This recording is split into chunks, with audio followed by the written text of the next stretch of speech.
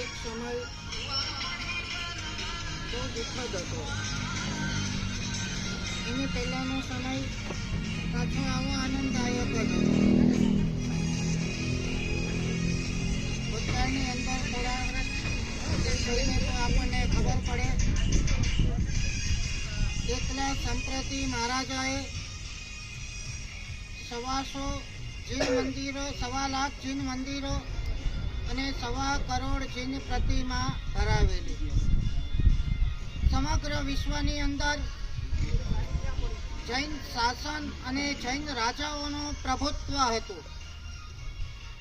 સંપ્રતિ મહારાજા એટલે કલ્પેશભાઈ, એક ધાર્મિક છબી આપણી સામે આવે, એક ભક્ત હૃદય આપણી સામે આવે, પરમાત્માની અંદર ડૂબેલા અને આર્ય સુવસ્તીના એક સમર્પિત શિષ્ય તરીકેનું વ્યક્તિત્વ આપણી સામે આવે. પણ સંપ્રતિ મહારાજાનો બીજો પાસો આપણે જાણતા નથી. આખી દુનિયાના, ઇવન ચાઇનાના રાજાઓ પણ જેના નામથી ધ્રુજતા હતા. તમે કદાચ જાણતા નહીં હોવ, પણ આ સંપ્રતિ મહારાજાએ નેપાળ છે, ભૂટાન છે, તિબેટ છે, આ બધું જીત્યું. ત્યારે ચીનનો રાજા હતો, એ હલબલી ગયો તો તિબેટથી હવે આપણો વારો છે.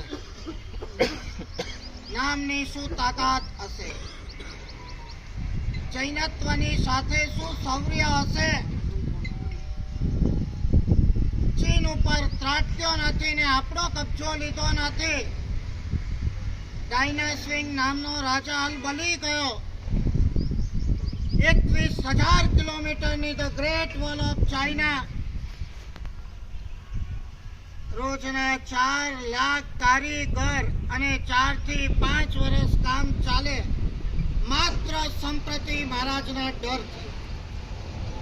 હિન્દુસ્તાનથી માંડીને અમેરિકા સુધી, પછી ચાહે અફઘાનિસ્તાન હોય, અરબસ્તાન હોય, તુર્કસ્તાન હોય, શ્રીલંકા હોય, બ્રહ્મદેશ હોય, આસામ હોય, ઈરાન હોય, ઈરાક હોય, યુરોપ હોય, અમેરિકા હોય, બધે આ જૈનત્વનું અનુશાસન હતું.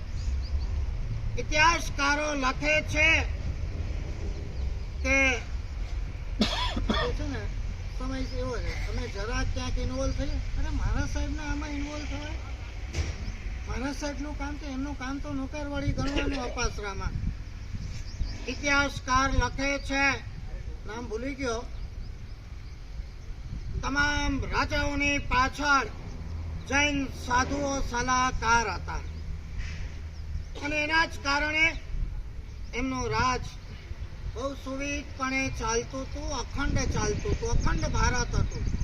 અત્યારે જેટલા બી દેખાય છે, અરબસ્તાન, અફઘાનિસ્તાન, તુર્કસ્તાનથી માંડીને બધા અખંડ ભારત હતું. અને એના ઉપર આ અશોકો, કુણાલકો અને આ સંપ્રતિના સામ્રાજ્યો હતા. આર્ય સ્વસ્તિના પ્રભાવથી જૈન ધર્મ અસ્થિ મજ્જા થયેલો 1.25 કરોડ પ્રતિમાઓ ભરાવી.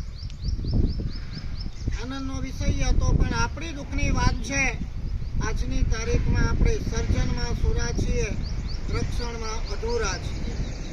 10 કરોડના 10 મંદિર બનાવવા હશે ને પટેલ, 10માં લાભાર્થી હાજર છે, પણ તમે કહો કે અહીંયા મંદિરમાં ઉપરથી પાણી પડે છે, એ આપણું કામ નહીં ભાઈ. હમણાં મંદિરમાંથી મૂર્તિ ચોરાઈ ગઈ છે, આપણું ટ્રસ્ટીનું કામ ભાઈ. આપણે શું લેવું દેવું, બધું લૂંટાઈ ગયું.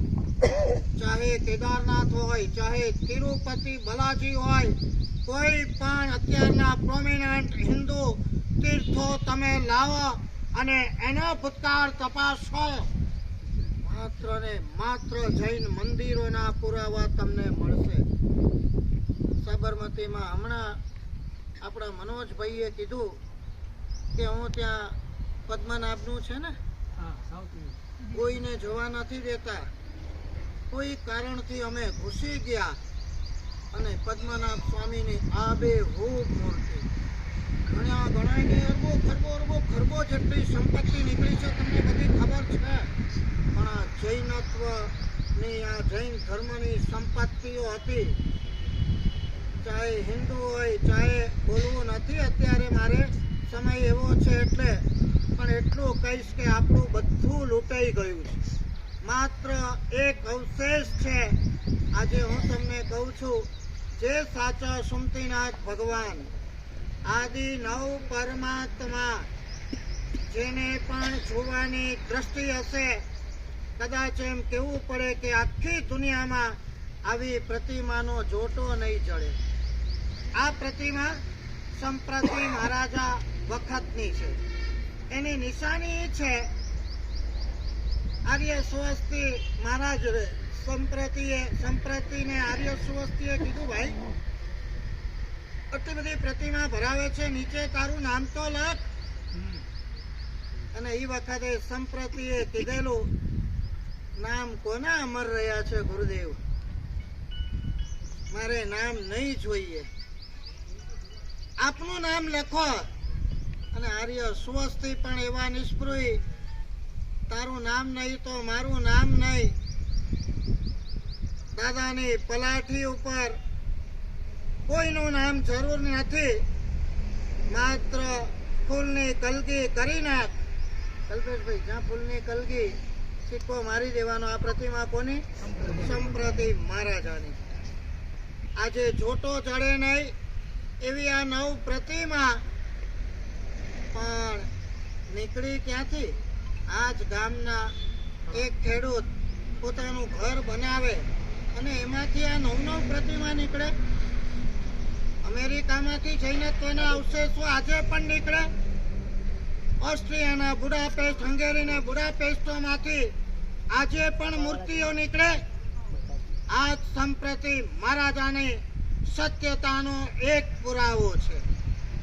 પ્રતિમાજીઓ તો નીકળ્યા, ગામવાળા ક્યાંયથી જવા નહીં દઈએ. અને હિમાંશુ સુરીશ્વરજી મહારાજા અને અમારા ગુરુદેવ હેમચંદ્ર સુરીશ્વરજી મહારાજા, એમની પ્રેરણાથી આ પંકજભાઈ આદિ પરિવારે, ઉર્મિલાબેન પંકજભાઈ શાહ પરિવારે આ 1 લાખ ફૂટ જગ્યા લીધી. 7 વીઘા હશે કદાચ. તમે બધા તો વેપારી છો એટલે જાણીને આશ્ચર્ય થશે.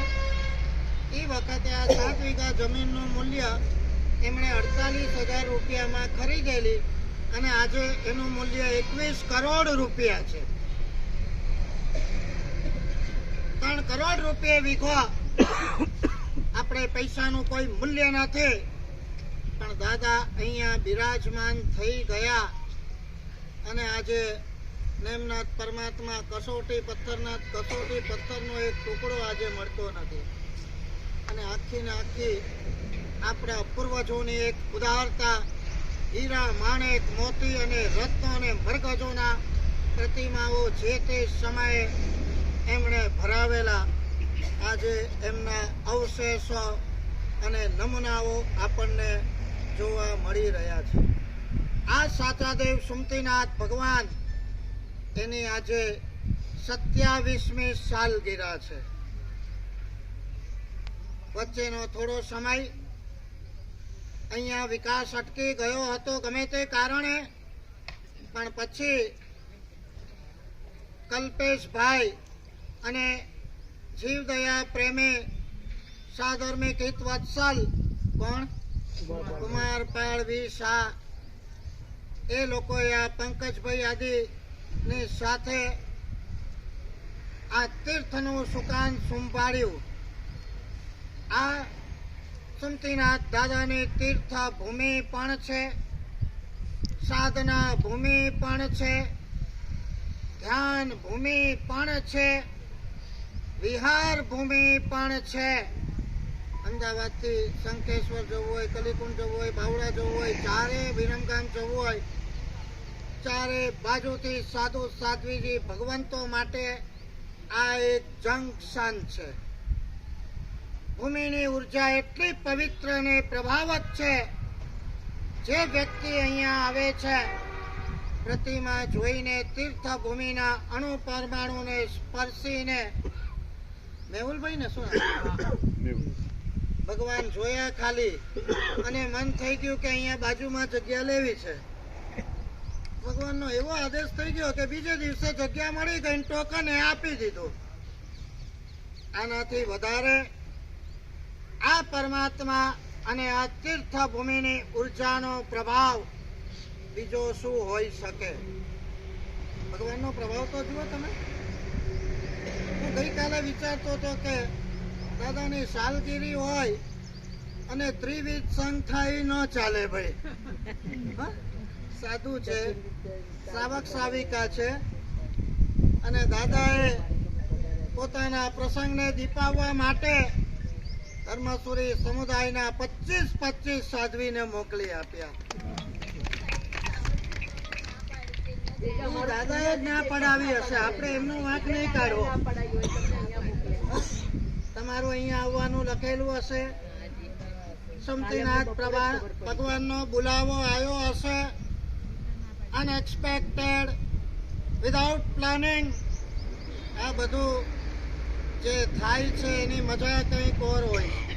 પ્લાનિંગ સાથે કરીએ ને કલ્પેશભાઈ, એની મજા નહીં. ઓલોપ સડાન થઈ જાય ત્યારે આપણને ખબર પડે કે આ દાદાનો પ્રભાવ શું છે. અધિષ્ઠાયક દેવતાઓ પણ અહીંયા જીવતા જાગતા છે અને વર્ષોથી અહીંયા કોલીમાં રહેતા ધીરુભાઈ મને ઘણી વાર કહેતા હતા, મહારાજ સાહેબ મોટા નાગ દેવતા 12 માસ વર્ષોથી અહીંયા વાસ કરે છે. અડધી રાતે આવે પણ કોઈને કંઈ નુકસાન કરતા નથી. એટલે આપણે નાગ દેવતાની પણ અધિષ્ઠાયક દેવતાની પણ એક દેરી ઊભી કરી છે. અમદાવાદથી બહુ જ નજીક હવે આ તીરથ આવ્યું છે. ભવ્ય જિનાલય, સાધુ સાધ્વીજી ભગવંતોના ઉપાશ્રય, ભવ્યાથી ભવ્ય મુંબઈ ટાઈપની ધર્મશાળા અને સુંદર ભોજનશાળા બધું નિર્માણ થઈ ગયું છે. આવતી સાલ આપણે ગજામાં આવશું ત્યારે કલ્પેશભાઈ સરસ મજાનો આ ગેટ પણ એમણે તૈયાર કરાવી દીધો હશે. કેસર સુકરની રૂમ પણ તૈયાર થઈ ગઈ હશે અને સરસ મજાની દાદાની તીર્થની પેઢીનું નિર્માણ પણ થઈ ગયું હશે. તીર્થનો વિકાસ થઈ રહ્યો છે, યાત્રિકોની પણ વૃદ્ધિ થઈ રહી છે. પણ હજી થોડી જગ્યાની શોર્ટેજ પડે છે. હમણાં જ બહેનો આવી કે અમારે શિબિર કરવી છે. એ ટ્રસ્ટીઓ પછી ખંજવાળવા માંડ્યા કે ક્યાં રાખશું ભાઈ. હજી આ તીર્થની અંદર એક સરસ મજાનો હોલ થઈ જાય એટલે તીર્થનું આ સ્વરૂપ સાંગોપાંગ સંપૂર્ણ થઈ જાય. બધું મળવું સહેલું છે. પ્રાચીન અને પ્રભાવક પરમાત્મા મળવા બહુ જ અઘરા છે. અમે ઘણા દેરાસરોના નિર્માણ આજે પણ કરી રહ્યા છે. અચ્છા, કેટલાય લોકો મારા સાહેબ કંઈ પ્રાચીન ભગવાન હોય તો કોણ, કંઈ પ્રાચીન જે જોઈએ અમે આપશું, કરોડ રૂપિયા જોઈએ તો પ્રાચીન ભગવાન લાવો. અને મને ત્યારે ઈર્ષ્યા થાય કે આ મોડાસર વાળા કેટલા નસીબદાર, વગર માંગે વગર રૂપિયા દીધે આવા નવ ભગવાન સમવ શરણ આ બધું મળી ગયું. એ આ તીર્થની સૌભાગ્ય ભૂમિનું સૂચક છે. આજે બહુ હર્ષોલ્લાસથી આપણે આ સાલગીરા મહોત્સવ આપણે ઉજવ્યો છે. તમે પણ માઉથ પબ્લિસિટી કરજો.